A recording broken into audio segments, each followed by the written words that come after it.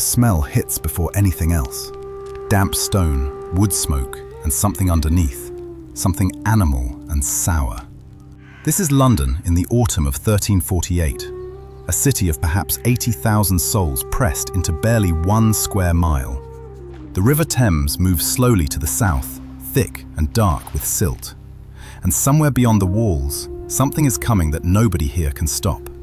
But tonight, that isn't what will kill you. Tonight, you have to survive until morning, and that alone is harder than you think. The sun is already dropping behind the jagged rooftops to the west.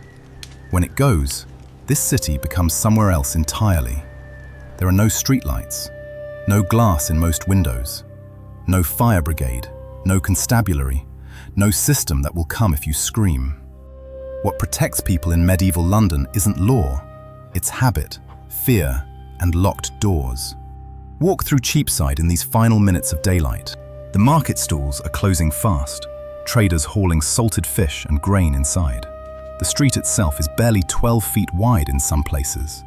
Timber-framed buildings lean toward each other overhead, nearly touching at the second story. Down at ankle level, the central gutter runs with a slow grey sludge that never fully drains. That gutter carries everything the city produces. Kitchen waste, animal blood from the shambles, human sewage tossed from upper floors. In the summer months, it breeds flies in visible, humming clouds. In autumn, it thickens into something worse, a dark paste that clings to leather. The whole city smells like a wound that won't close. You'd cover your mouth instinctively. They didn't. They believed this was simply how cities worked. But that belief was about to cost them dearly. Now the curfew bell rings from St. Martin the Grand, deep and heavy. That single sound changes everything you see around you.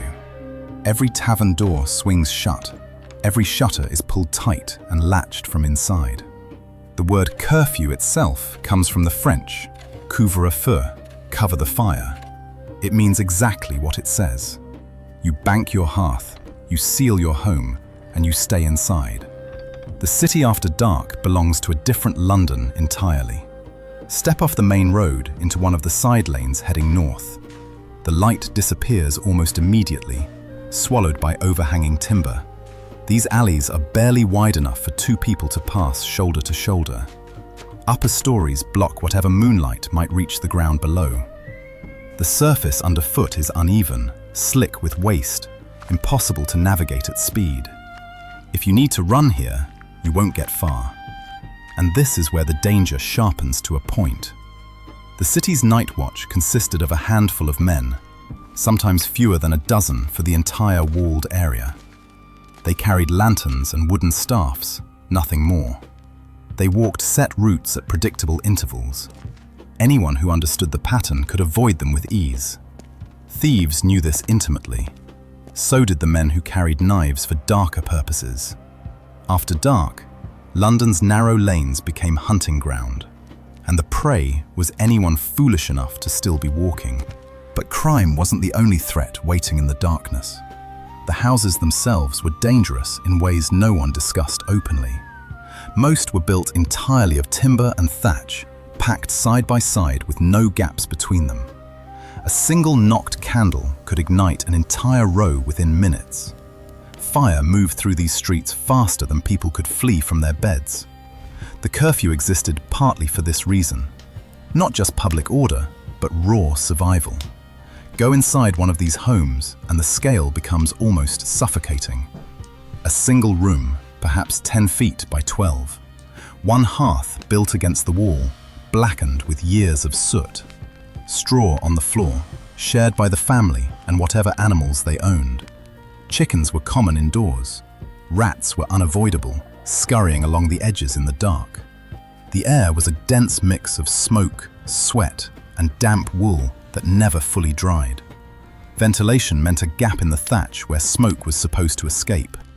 Sleep happened on the floor or on a shared straw mattress crawling with lice. Entire families lay together for warmth, often alongside lodgers or young apprentices. Privacy didn't exist as a concept at this level of society. Neither did silence. You could hear your neighbors clearly through the thin walls. You could hear them coughing, arguing, praying under their breath. And by the winter of 1348, you'd start to hear something far worse. The plague had already reached the southern ports by late summer. Sailors brought it from Gascony, probably carried in fleas nested deep in wool bales. It moved through Bristol first, killing with terrifying speed. Then it crept east along the trade roads toward the capital. London didn't know the mechanism. Nobody would for another 5 centuries. But they'd heard the reports from other towns. They knew what was coming. And this is where the fear became its own kind of sickness, spreading faster than any flea could carry. Picture lying in that dark room, straw scratching your skin, listening to the night. You don't know how the disease actually spreads. Nobody does. The best medical theory available says it travels through corrupted air, miasma, they called it. So every foul smell becomes a potential death sentence. Every breath near the open gutter feels like a wager with God. People carried bundles of dried herbs pressed hard against their faces. Some burned juniper indoors until the smoke made breathing nearly impossible. They were trying to fight one poison with another. The church offered a different explanation entirely. This was divine punishment for humanity's accumulated sins. London's priests told their frightened congregations that repentance was the only true medicine. Churches filled in those first weeks, packed tight with worshippers standing shoulder to shoulder in unventilated stone spaces. The cruel irony is almost unbearable to consider now. The very act of seeking God's protection created the perfect conditions for the disease to jump between bodies. But that terrible connection wouldn't be understood for generations to come. Now walk toward the river as night fully settles over the city. The Thames at low tide exposes a shoreline of thick, reeking black mud. This is where London dumps what even the gutters can't handle. Offal from the slaughterhouses along the bank. Tannery waste that burns your nostrils from 40 feet away. Human waste from the public latrines that overhang the water on wooden platforms. And yet, people downstream still drew their drinking water from this same river every morning. Disease didn't need the plague to flourish here. It was already woven into the city's basic infrastructure. The wealthy lived differently, but not as differently as you might expect. A merchant's house might have 2 rooms instead of 1, glass in a window, perhaps a tapestry on the wall. Better food, certainly, meat more often, imported wine instead of weak ale. But they breathed the same air. They shared the same water sources. Their servants moved between the same crowded markets, the same packed churches. Wealth could buy comfort in medieval London. It could not buy separation from what was coming. And here's what made the pestilence different from every other threat this city had absorbed. London was accustomed to death in ordinary times. Child mortality was devastating. Perhaps 1 in 3 didn't survive past 5. Dysentery, typhoid, and ergotism moved through the population in seasonal waves. The city had weathered famine, flood, and brutal political violence within living memory. But this disease didn't follow any familiar pattern. It killed too fast and too indiscriminately. It struck the strong as readily as the frail. And it didn't pass through, it settled in and stayed. By early 1349, the death carts became a nightly sound no one could ignore. Wooden wheels grinding through mud, the creak of strained axles under weight. Occasionally, a voice calling for the living to bring out their dead. Graveyards filled to capacity within weeks. Emergency burial pits were dug beyond the eastern walls in desperate haste. At East Smithfield, mass graves were layered with grim efficiency. Bodies placed carefully in rows, covered with thin soil, then another row stacked directly on top. Archaeologists, centuries later, would uncover these layers almost exactly as they were left. The systems that held daily life together began to collapse under the weight. Bakers couldn't get grain because the carters who hauled it were dead. Landlords couldn't collect rent because entire households had been emptied overnight. The courts slowed to a crawl, then stopped functioning altogether. Trades lost their masters, and apprentices were left with half-learned skills and nobody to guide them forward. Labor became so desperately scarce that survivors could demand wages unthinkable just a year earlier.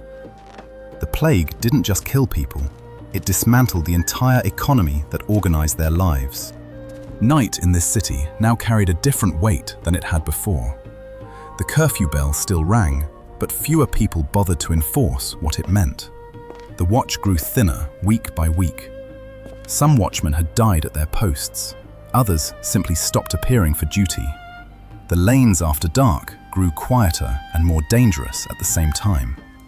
Fewer people moving outside meant fewer witnesses to whatever happened. The desperate and the predatory moved freely through a city losing its grip on order. And yet people stayed. They stayed because there was genuinely nowhere else to go. The countryside was dying at the same rate. Villages that had seemed safe were being struck just as hard as the capital. Roads leading out of London ran toward towns already barring their gates to strangers. Some fled to monasteries seeking sanctuary, only to find the monks already sick and dying. The plague moved faster than anyone could walk or ride. Leaving wasn't escape, it was simply dying somewhere unfamiliar and alone. Stand in the middle of a London street at midnight in early 1349. The air is cold and carries thin wood smoke from the few hearths still lit. A dog moves through the shadows ahead, ribs sharp and visible even in dim light. Somewhere nearby, a door has been marked with a rough cross in chalk. The building behind it is completely silent. You don't know if that silence means sleep or something far worse. The night stretches on, and the city breathes around you, shallow, uncertain, afraid. Morning will come eventually, and the bells will ring for prime. Markets will open with fewer stalls than the week before. Streets will fill with fewer faces. Everything will look almost normal, almost functional. But the city you're standing in has already changed in ways nobody alive fully grasps yet. London will survive the plague.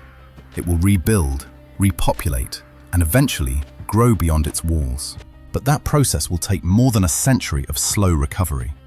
Some of what was lost in these dark months, craft knowledge, family lineages, institutional memory, never returned at all. Entire trades lost their masters and never fully recovered their standards. Historians still argue about the final toll within these walls. Estimates range from a third of the population to nearly half. The honest truth is that no one was counting carefully enough to know with certainty. The dead were buried too quickly, and the living were too consumed with survival to keep proper records. One detail lingers above all others. The mass graves at East Smithfield were carefully arranged, bodies laid in neat rows, heads pointing west in Christian tradition. Even at the height of the catastrophe, someone took the time to lay the dead with dignity. We don't know who. We don't know if they survived long enough to see the worst of it pass. That care in the middle of horror says something that the death toll alone never could. This is one night in one city. The reconstructions continue.